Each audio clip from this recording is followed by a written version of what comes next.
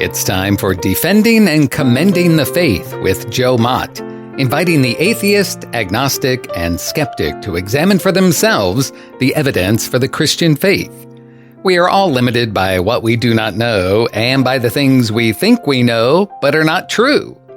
Dr. Joe Mott earned his PhD at LSU and was a distinguished math professor at Florida State University for 38 years, helping to write 3 math textbooks and authoring over 30 research articles in math.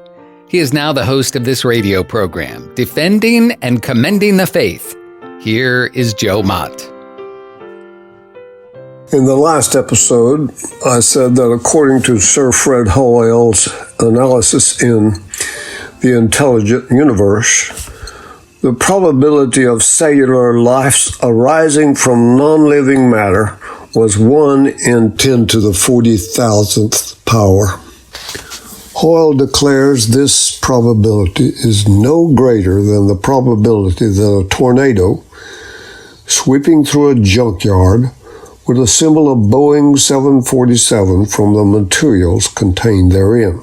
But Dawkins misinterpreted Hoyle's argument as denying the existence of God. Rather, what Hoyle's probability calculation actually concludes is that spontaneous generation of life does not occur.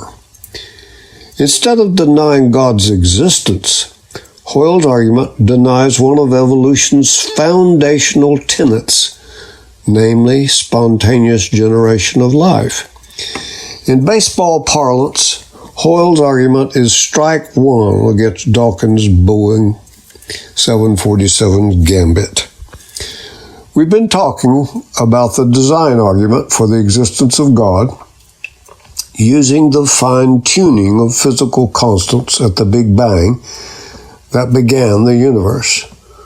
So you might ask, what precisely is meant by fine-tuning? In order to understand that, I need to review some history.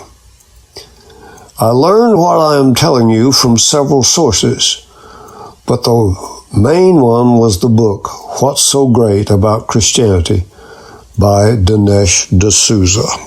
Copernicus formulated a model of the universe that placed the sun rather than the earth at its center. Thus, the earth revolved around the sun rather than the reverse possibility. The conventional wisdom has been that this Copernican model caused a scientific revolution. And this revolution was understood as having implied the principle of mediocrity. This was the principle that simply says that we humans are nothing special. We inhabit a tiny planet in a relatively undistinguished galaxy in a distant suburb of an unimaginably vast universe. This principle had profound theological implications, and atheists jumped on the bandwagon of opposition to Judaism, Christianity, and Islam because those religions taught that human beings have a privileged status in God's creation. In the view of Judaism, Christianity, and Islam, the universe was made with humanity in mind, perhaps even for our sake. In his book, God, the Failed Hypothesis, physicist Victor Stenger comes to the contrary conclusion, distinct from the theist view.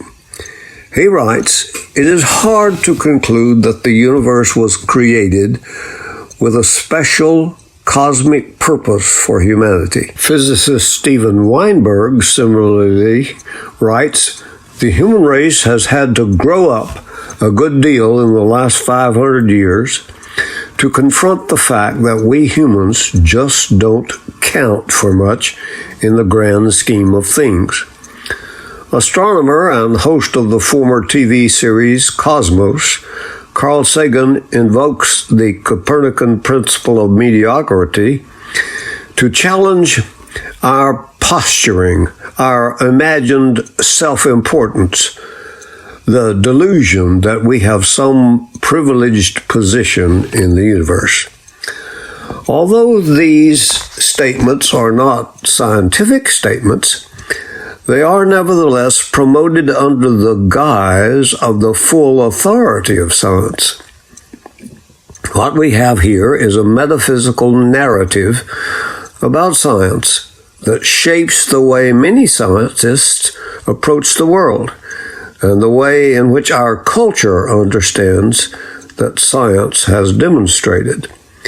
How can the traditional beliefs of the theist be reconciled with the apparent discovery that we live in a vast universe with other planets, innumerable other galaxies, and hundreds of billions of stars?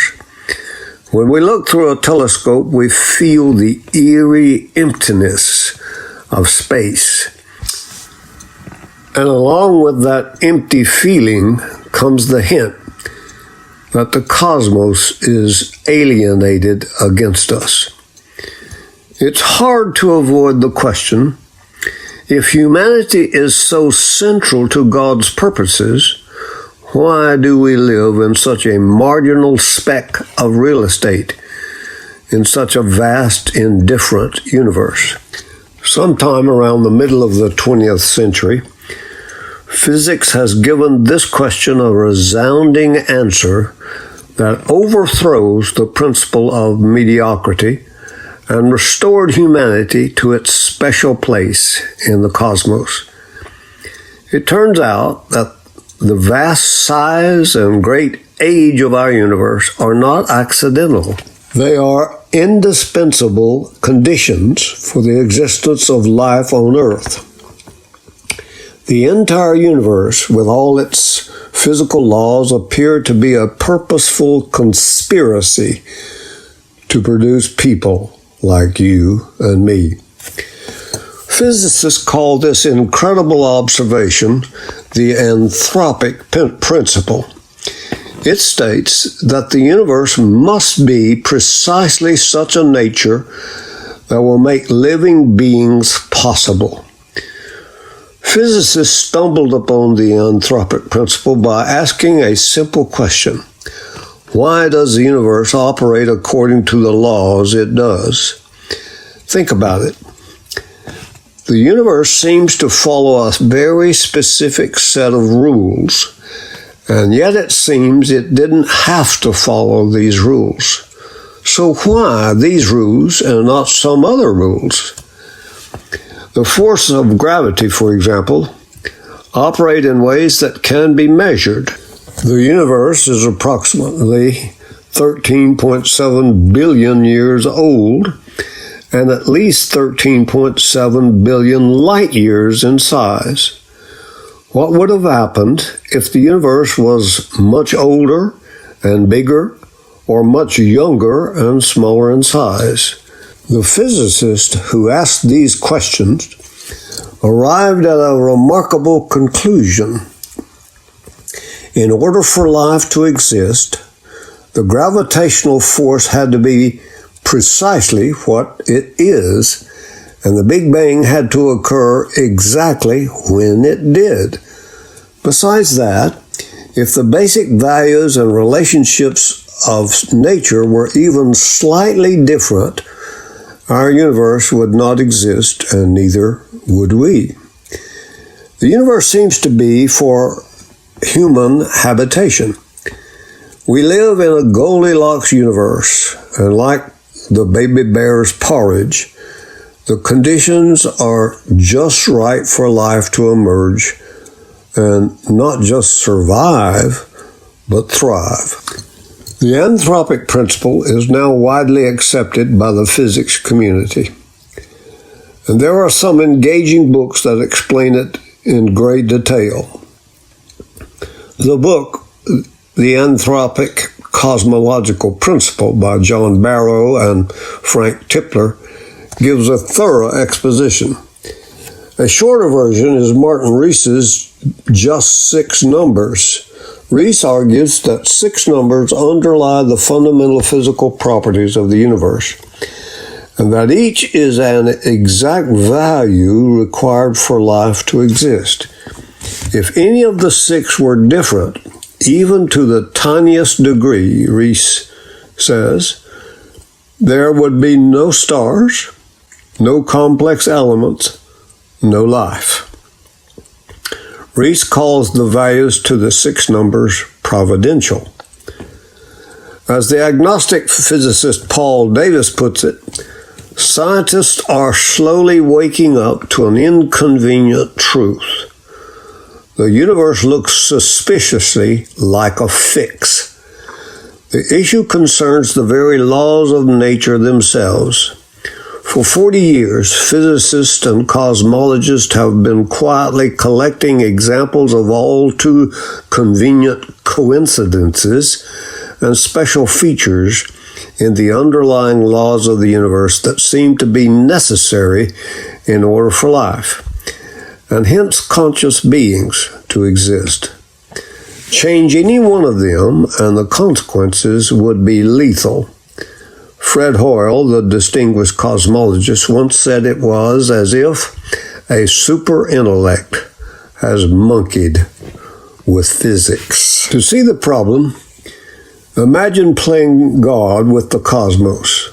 Before you is a designer machine that lets you tinker with the basics of physics. Twiddle this knob and you make all electrons a bit lighter. Twiddle that one and you make gravity a bit stronger, and so on.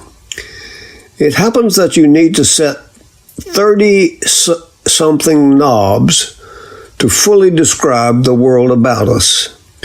The crucial point is that so many of those metaphorical knobs must be tuned very precisely, or the universe would be sterile.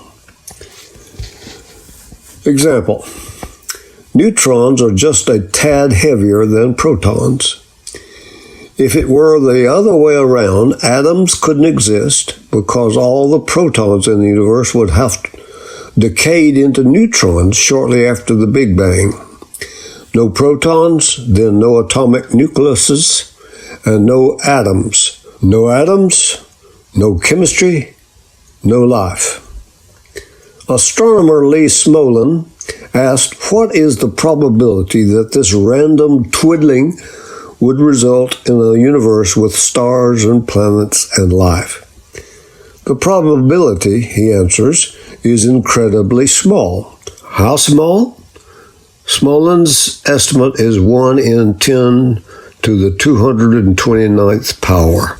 The famous physicist Stephen Hawking estimates that if the expansion of the universe was altered by 1 part in 10 to the 17th power, 1 second after the Big Bang, the universe would have either collapsed back on itself or never developed galaxies. That expansion rate was simply put in at the beginning of the universe. Thus, no evolutionary process can account for it. Now I want to employ not only Lee Smolin's number and Stephen Hawking's number, but also Roger Penrose's number and Douglas Axe's number as a quadruple whammy to obtain strike 2 against Richard Dawkins' Boeing 747 Gambit. Roger Penrose, one of the recipients of the Nobel Prize in Physics in 2018, determined a measure of the fine-tuning of the initial arrangement of matter and energy at the beginning of the universe. He showed that there were 10 to the 101th power configurations of mass energy that correspond to highly ordered universes like ours. But he also showed that there are vastly more configurations, 10 to the 123rd power, that would generate black hole-dominated universes. Black holes is the structure with the highest known disorder, or as physicists would say, entropy.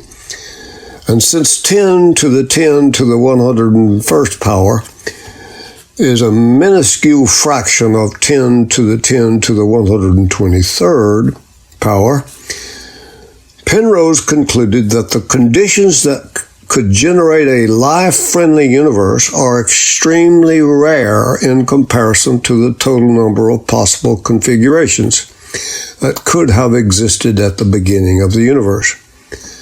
Penrose's calculation suggests an incredibly improbable initial fine-tuning arrangement of mass energy. So Penrose's number supports the fine-tuning of the universe, and thus indirectly supports the design argument.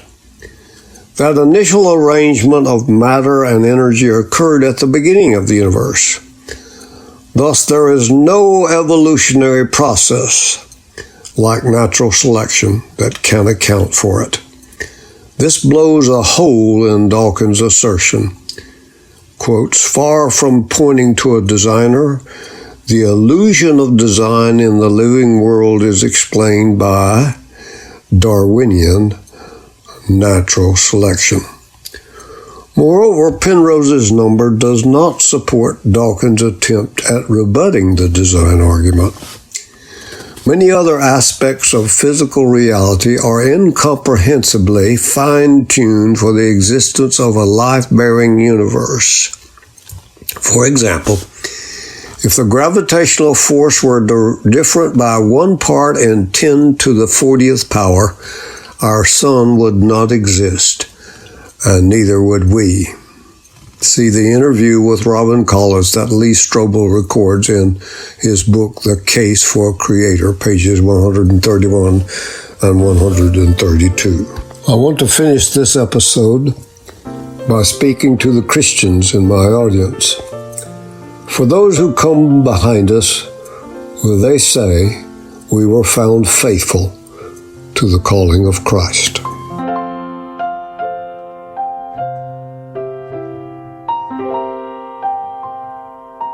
Thank you for listening to Defending and Commending the Faith with Joe Mott, a production of Wave 94 Radio in Tallahassee, Florida. If you have any questions or comments for Joe, please forward them to Doug Apple at Wave94 at this email address, dougapple@wave94.com.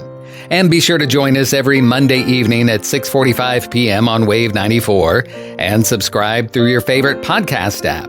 Defending and Commending the Faith with Joe Mott.